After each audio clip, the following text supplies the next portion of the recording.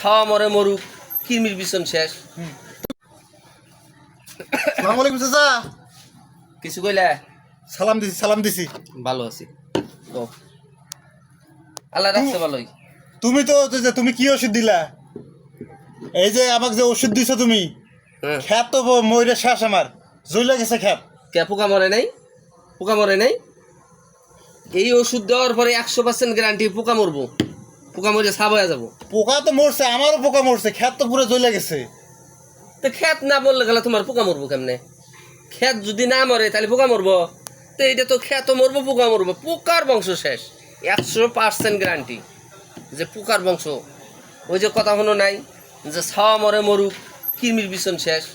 তোমার খেত নষ্ট হই, পোকা তো শেষ, পোকা তো আর নাই বাবা। এটা সেই ওষুধ, এটা সেরকম পাওয়ারই ওষুধ। খেত যাই, সমস্যা নেই, পোকা তো শেষ হয়েছে।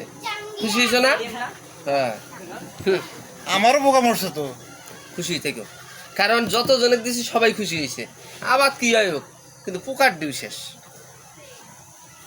দিও এরকম ওষুধ আর নিয়ে যাবে, ভালো ওষুধ নিয়ে যাবে।